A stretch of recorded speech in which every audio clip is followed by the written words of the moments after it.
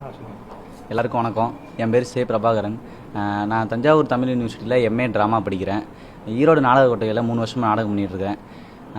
இந்த நாடகத்திலேருந்து நாடகம் பண்ணுறதுனால நான் என்ன கற்றுக்கிறேன்னா, இந்த வீதி நாடகங்களை போய் போடும்போது எளிய மக்களோட வழிகளை நிறைய நான் புரிஞ்சுக்கிறேன். அவங்கள லைவில் நம்ம பார்க்கும்போது அவங்களோட வழிகள் நம்ம புரிஞ்சு, ஒரு எழுத்தாளர் அவங்க கதை எழுதுகிறாங்கன்னா அந்த மக்களை பற்றி அந்த கதை எழுதும்போது அதை எடுத்து நாடகம் பண்ணும்போது அது நான் டைலாக்காக மனப்பாடம் பண்ணி அதை உணர்ந்து பேசும்போது எனக்கு அவங்களோட வழிகளை புரிஞ்சிக்க முடியுது. இந்த மாதிரி நாடகத்தில் நிறைய விஷயங்கள் நான் கற்றுக்கிறேன். அதுலேருந்து புது புது வடிவங்களை என்னால் க்ரியேட் பண்ண முடியுது. நிறைய க்ரியேட்டிவிட்டி லெவல் எனக்கு இன்க்ரீஸ் ஆகிருக்கு. இன்னும் நிறைய விஷயங்களை ஆர்வமாக செய்ய தூண்டுது.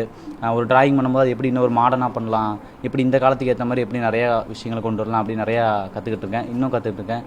என்ன மாதிரி இளைஞர்கள், ஸ்டூடெண்ட்ஸ் எல்லாருமே இதை கற்றுக்கணும் அப்படின்ட்டு நான் விரும்புகிறேன். எல்லாருக்கும் நன்றி. வணக்கம். என்னோடய பேர் சதீஷ். நான் ஈரோட்டில் ஈரோடு நாடக கொட்டகை அப்படின்ற ஒரு நவீன நாடக குழுவை இயக்கிட்டு இருக்கேன்.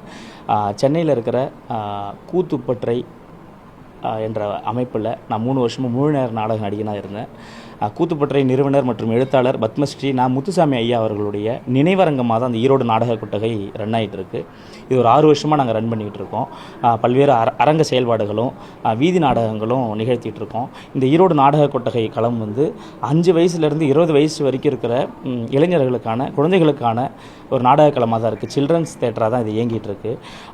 இந்த தேட்டர் தொடர்ச்சியாக இயங்குறதுக்கான காரணம் என்னென்னு பார்த்தீங்கன்னா, இன்றைக்கி நிறைய இளைஞர்கள், குட்டி பசங்க எல்லாருமே வேறு மாதிரியான ஒரு சூழலுக்குள்ளே போகிறாங்க. அப்போ இவன் தியேட்டர்ன்ற ஒரு இந்த செயல்பாடுக்குள்ளே வரும்பொழுது அவன் வேறு மாதிரி மாற முடியுது. இன்றைக்கி ஃபோன் அடிக்ஷன் ஆகிடுறாங்க. வேறு மாதிரி அவனுடைய திங்கிங் ப்ராசஸ் வேறு மாதிரி போயிடுது. அப்போ இங்கே தியேட்டருக்குள்ளே அவன் நிறைய விஷயம் லேர்ன் பண்ணும்பொழுது அவனுடைய மெமரி பவர் இன்க்ரீஸ் ஆகுது. நிறைய க்ரியேட்டிவிட்டியாக அவனுக்குள்ளே வருது.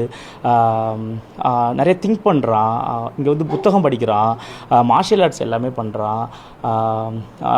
வெவ்வேறு எழுத்தாளர்கள் எழுதிய கதைகளை அவன் படித்து இங்கே பர்ஃபார்ம் பண்ணும்பொழுது அது எப்படி அந்த டைலாக் எப்படி டெலிவரி பண்ணுறது, அது எப்படி அவன் உள்உணர்ந்து அதை படிக்கிறது அப்படின்றது எல்லா விஷயத்தையும் இந்த தியேட்டரின் மூலமாக அவன் தெரிஞ்சுக்கிறான். அது மட்டும் இல்லாமல் தியேட்டரின் எஜுகேஷன், கல்வியல் நாடகம் அப்படின்ற மாதிரி அவனுடைய பாடப்புத்தகத்தில் இருக்கிற ஒரு சில கதைகளை எடுத்து கூட அவன் நாடகமாக அவனால் பண்ண முடியுது. அதை அவன் பாட்டாக பாடுறான். ஒரு சில போயமை, அவன் என்னென்ன இருக்கோ லெசனை அவன் மனப்பாடம் பண்ண முடியாத விஷயத்தை கூட அவன் ஒரு பாட்டாக பாடுறான். அப்படி தியேட்டர் அவனுக்குள்ளே இந்த செயல்பாடுகள் பண்ணும்பொழுது வெவ்வேறு மாதிரியான ஒரு சூழலுக்குள்ளே அவன் போக முடியுது.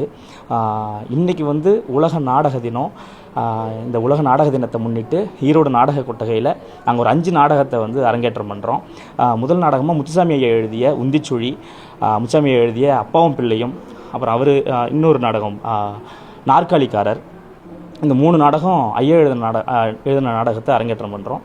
அப்புறம் ஈரோடு மாவட்ட தமிழ்நாடு முற்போக்கு எழுத்தாளர் கலைஞர்கள் சங்கத்தினுடைய மாவட்ட செயலாளர் முனைவர் கலைக்கோவன் ஐயா அவர்கள் எழுதிய கண்ணீர் என்ற நாடகமும், அப்புறம் தியேட்டர் டைரக்டர், இஸ்ரேலில் இருக்கிற தியேட்டர் டைரக்டர் கில் ஆலன் அவர்களுடைய லைஃப் ஆஃப் அன் ஆக்டர் அப்படின்ற ஒரு நாடகத்தையும் நாங்கள் இன்றைக்கி நிகழ்த்துகிறோம்.